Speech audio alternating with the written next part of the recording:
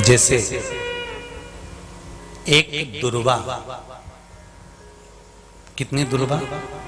एक दुर्वा, मात्र एक दुर्वा शंकर भगवान पर चढ़े हुए जल जब नीचे की ओर आता है, जिस जगह पर जल गिरता है उस जगह पर मात्र एक दुर्वा प्रदोष के दिन अपनी कामना कर कर इस शरीर के सुख के लिए शंकर भगवान के जल गिरने वाले स्थान के पास में अवधूतेश्वर महादेव के नाम से रख दी जाती है, तो जिंदगी में कभी बड़ी बीमारी नहीं आती। उसी तरह जिससे रोग को समाप्त करने के लिए दुर्वा का प्रयोग किया गया। आप लोगों ने पूर्व में जो शिव महापुराण की कथा कुबेरेश्वर बाबा की धरा से करी थी, वो आप लोगों को ध्यान में होगा। दुर्वा कैसे उत्पन्न हुई थी, दुर्वा का महत्व क्या है, कितनी दुर्वा चढ़ाना चाहिए, कैसी दुर्वा चढ़ाना चाहिए, दुर्वा की उत्पत्ति कहां से हुई है, दुर्वा तोड़ने के बाद पानी में डालने के बाद फिर हरी हो जाती है, इसका क्या कारण है, दुर्वा गणेश जी को क्यों चढ़ाई जाती है, शंकर जी को दुर्वा किस स्थान पर चढ़ाई जाती है, ये सारी कथा आपको पूर्व में इसी कुबेरेश्वर बाबा के पावन धरा से सुना चुके हैं, जो टीवी पर डली हुई है। कभी आपने नहीं सुनी हो तो यूट्यूब पर से दुर्वाशिव महापुराण की कथा आप निकालकर उसको श्रवण कर सकते हैं। उसमें वर्णन किया है कि इस दुर्वा का महत्व क्या है, दुर्वा का क्या क्या। मात्र एक दुर्वा प्रदोष के दिन शिवलिंग पर चढ़े हुए जल जहां से नीचे की ओर गिरता है, उस जगह पर मात्र अपने शरीर की कामना करते हुए भगवान से रोग मुक्ति के लिए एक दुर्वा अगर समर्पित कर दी जाए तो कोई बड़ी बीमारी जिंदगी में आ ही नहीं सकती, ग्रहण ही नहीं पा, मतलब ग्रसित नहीं कर सकती।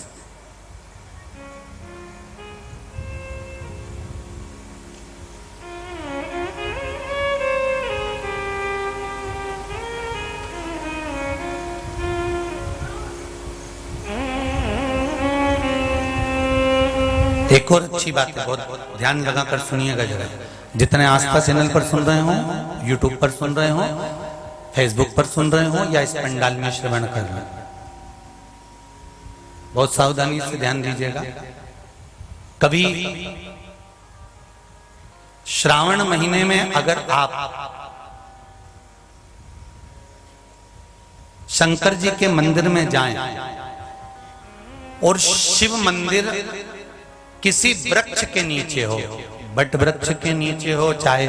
पीपल के वृक्ष के नीचे हो, चाहे वो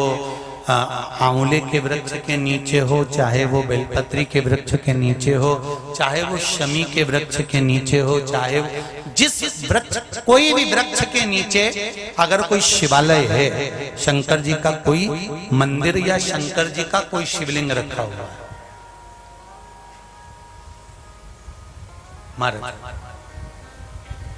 तो एक दुर्वा किसी भी श्रावण महीने में तुम जब भी किसी शिवालय में जाएं, जिस वृक्ष के नीचे शिवलिंग हो, उस शिवलिंग पर ये शिवलिंग रखा हुआ है, ये जलाधारी है, जलाधारी पर जहां शिवलिंग रखा हुआ है वहां कटी भाग है,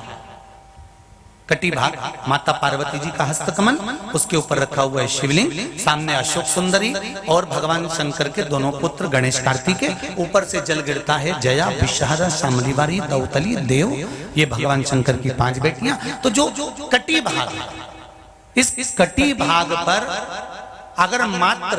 एक दुर्वा समर्पित कर कर, जिसकी किडनी या लीवर डैमेज हो रहा हो, काम नहीं कर रहा हो, या किडनी लीवर में कोई तकलीफ हो रही हो, या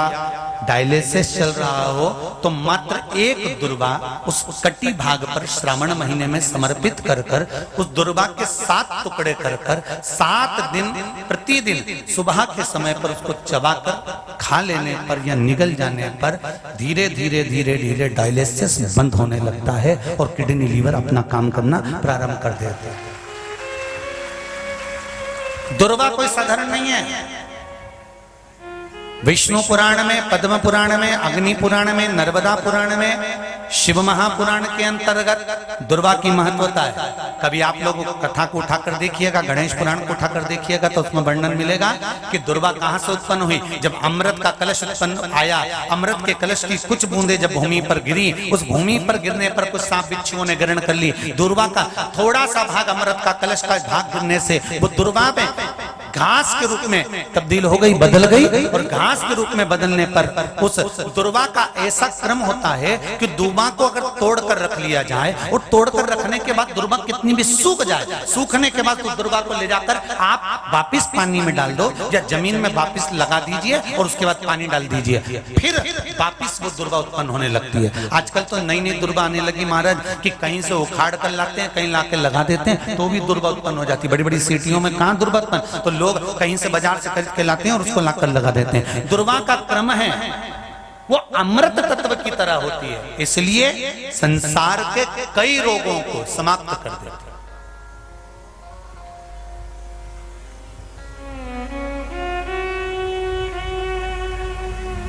कई रोग,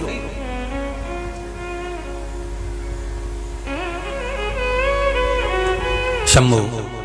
शिव कथा कह रहे, देव ऋषि नारद ने पूछा मेरे जाने